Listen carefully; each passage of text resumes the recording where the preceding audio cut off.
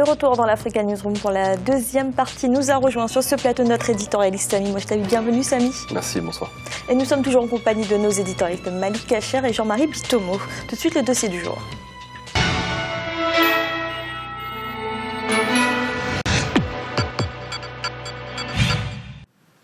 En une vingtaine d'années, le tout-puissant Mazembe s'est imposé comme une institution dans le paysage du football africain. Avec un budget de plus de 10 millions de dollars et des infrastructures modernes, il est l'un des clubs les mieux organisés sur le continent. Et les performances suivent. Le TP Mazembe a ainsi remporté le 8 novembre dernier la Ligue des champions d'Afrique. Un reportage de notre correspondant en République démocratique du Congo, Jacques Amboka. Créé à Lubumbashi, alors Elisabethville, par les missionnaires bénédictins, le tout-puissant Mazembe est à ce jour une fierté non seulement nationale, mais continentale. Dès sa création en 1939, le club est directement affilié à la première division, la Fédération royale des associations sportives indigènes, dont il occupe la 3e place du championnat organisé à la même année. En 1966, le club réalise un triplé en remportant le championnat national, la Coupe du Katanga et la Coupe du Congo. 4 participations à la Coupe de clubs champions, soit de 1967 à 1970, le tout-puissant Mazembe inscrit son nom dans les annales des grands clubs du continent en remportant la Coupe en 1967 et 1968. Plusieurs années après les sacres de 67 et 68, le tout-puissant Mazembe réédite les mêmes exploits en remportant, sous la présidence de Moïse Katumbi, la Coupe d'Afrique de clubs en 2009 et 2010. Les années qui ont suivi, bien que le tout-puissant Mazembe ait passé outre les objectifs fixés, son organisation n'a pas été affectée. La dernière victoire du tout-puissant Mazembe à la Coupe de clubs champions devant l'UCM à Alger, le 8 novembre 2015, a permis à ce club congolais de remporter son 5e titre continental, devenant ainsi le club le plus titré derrière El Al d'Égypte, qui en compte 8 sacres. Vous savez, dans le football, le hasard n'existe pas, on n'improvise pas les résultats. Le tout-puissant Mazembe, c'est vraiment une grande nation, enfin une grande équipe de football dans la mesure où ils ont commencé la préparation très tôt. Et puis encore, il y a cet esprit d'organisation. Vous savez, quand vous arrivez à Lubumbashi et que vous regardez ne fût-ce que les installations de Mazembe, vous vous rendez compte qu'il y a du sérieux et il y a une vision bien déterminée pour pousser cette équipe à aller de l'avant. Donc ma foi, je me dis, c'est le résultat d'un travail qui a été préparé en amont pendant plus de 15 ans, peut-être même 20 ans. Et la vision y est. Aujourd'hui en football, on ne triche pas. Quand il n'y a pas le sérieux, il n'y a pas la préparation, les résultats ne suivent pas. Si aujourd'hui Mazembe se retrouve à ce niveau, moi je me dis, c'est en partie grâce à la bonne préparation des dirigeants et puis à la vision et puis au sérieux qu'ils ont mis dans cette équipe du tout-puissant Mazembe. Transcendant les frontières nationales, le tout-puissant Mazembe est à ce jour ouvert à tous les talents africains.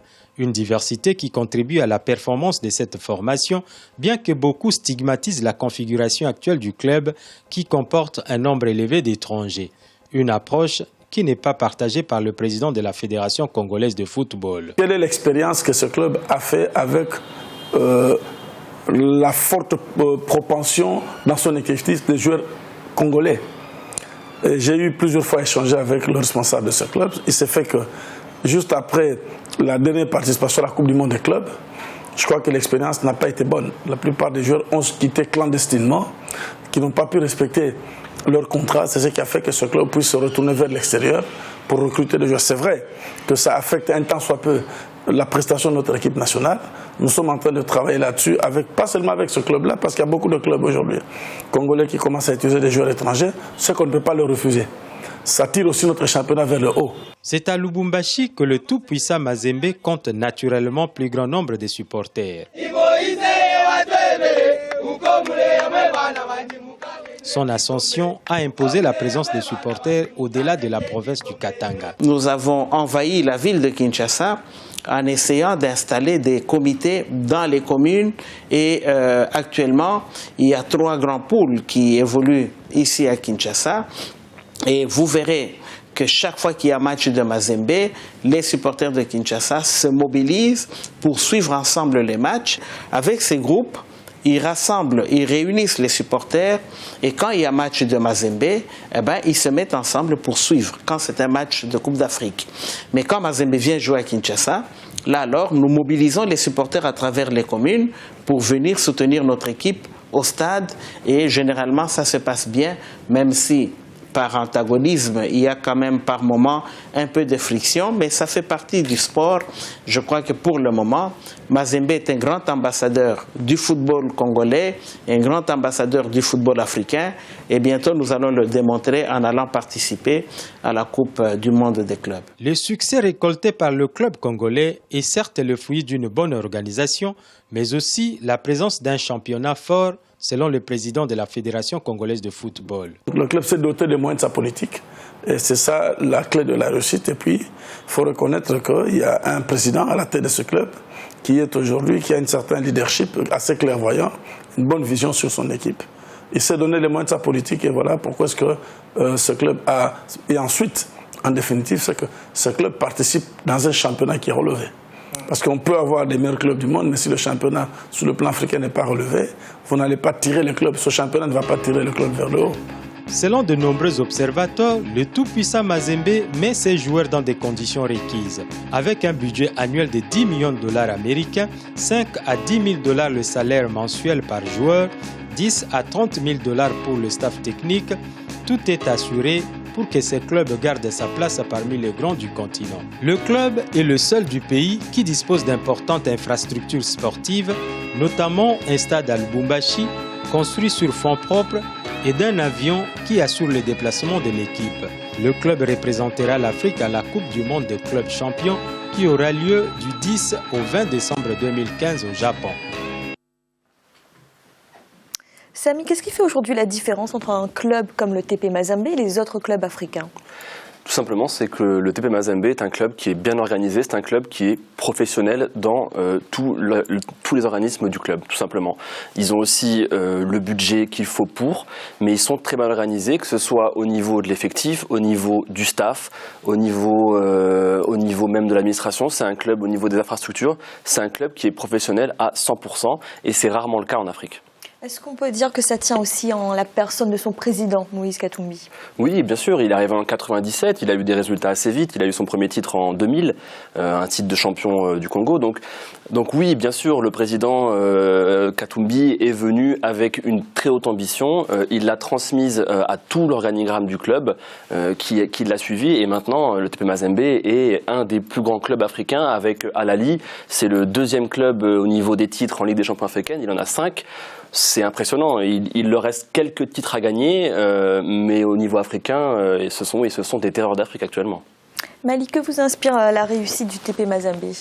Effectivement, c'est une belle success story, si on peut dire ça, et Samy vient d'évoquer les paramètres. Vous avez un club professionnel, et c'est très rare en Afrique, et quand vous voyez les infrastructures dont dispose ce club-là, le TP Mazembe, il n'y a rien à envier au club européen. Et cela parce que le président, justement, et vous parliez de cette personnalité, il a été en Europe durant un exil forcé, mais durant cet exil, il a appris beaucoup de choses sur les clubs européens, notamment anglais et espagnols. Il a vu le fonctionnement.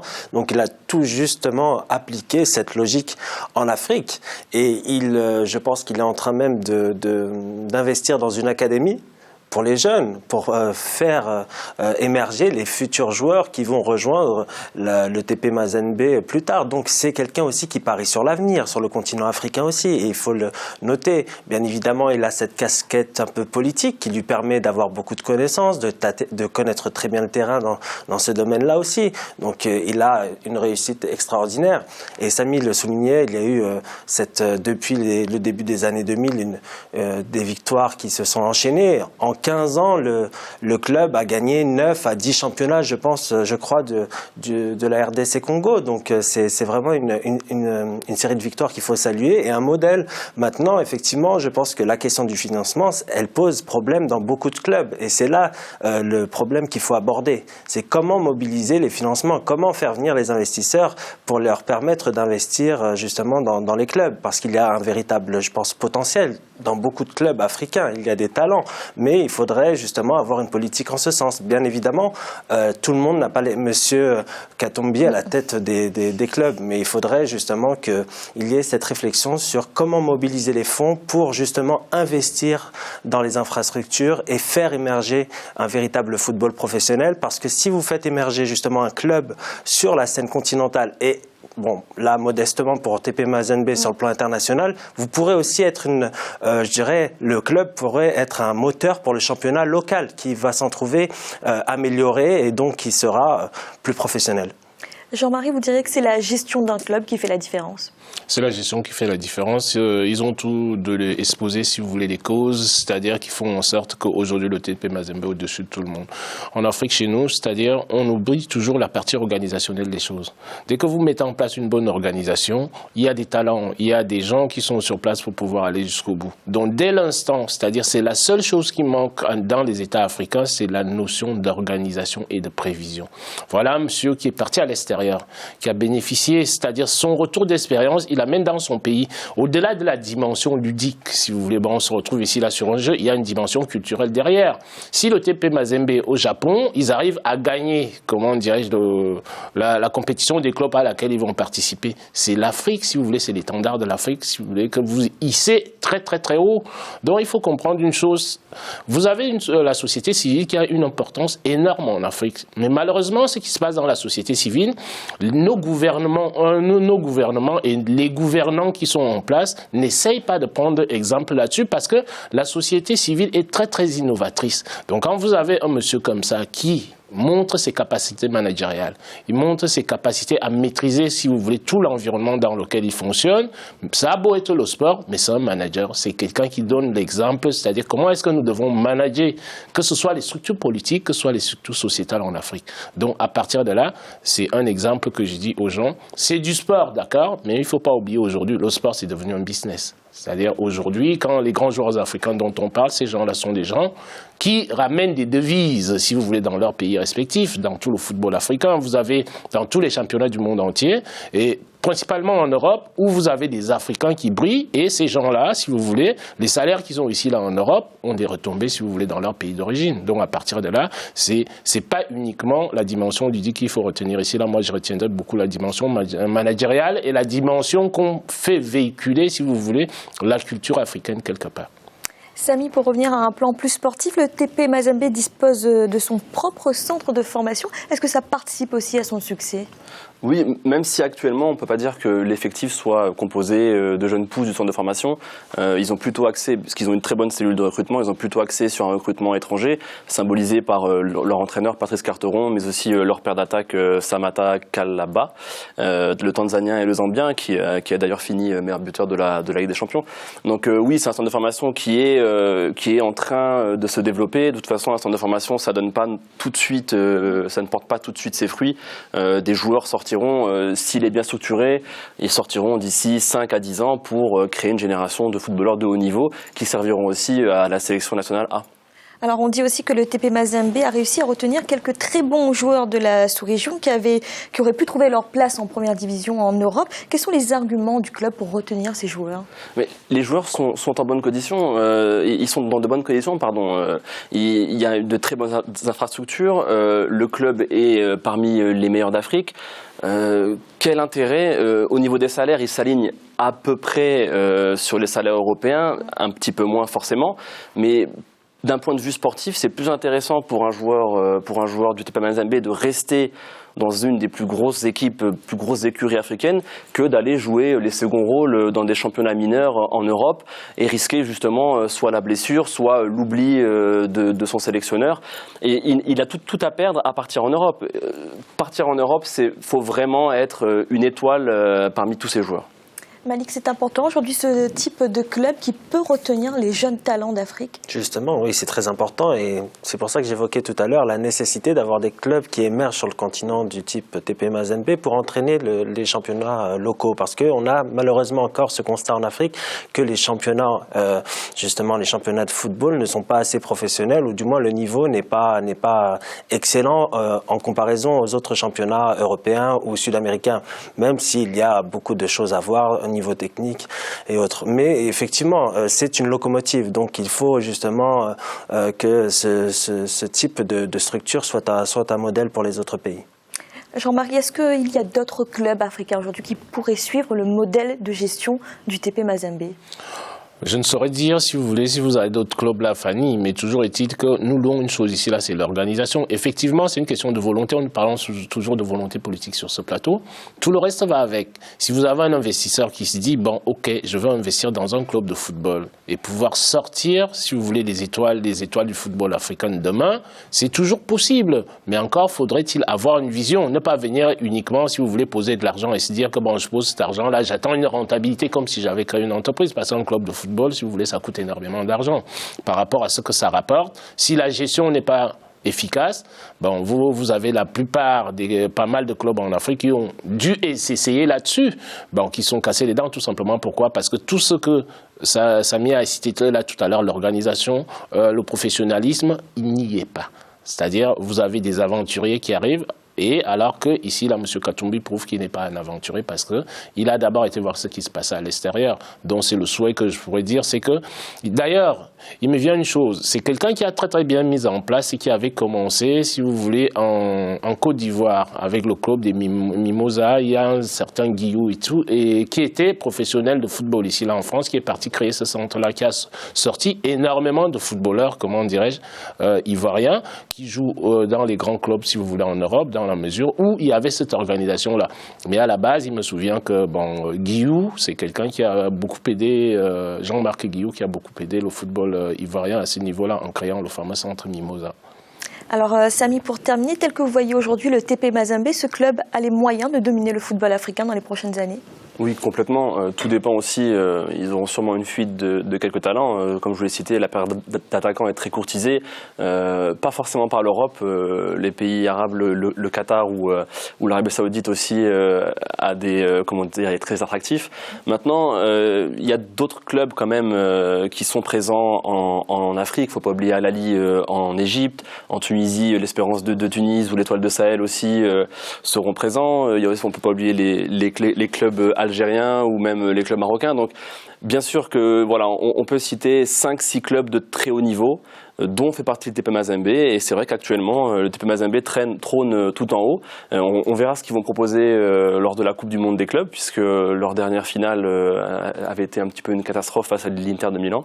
Donc, espérons qu'ils donnent une meilleure image de l'Afrique pour vraiment justifier leur statut de numéro 1. Merci. Et tout de suite, un rappel des titres qui ont été développés en début de cette émission. La Tunisie, de nouveau frappée par un attentat. Mardi, un bus de la sécurité présidentielle a explosé, faisant au moins 13 victimes.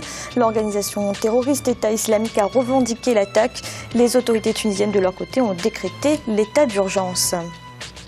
Et en République démocratique du Congo, 45 organisations de la société civile se sont réunies pendant 2 jours à Kinshasa. Un forum pour évoquer le dialogue national proposé par le président Joseph Kabila.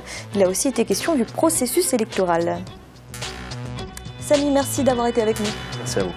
Nous avons marqué une nouvelle pause en instant, la 3e partie de l'Africa Newsroom.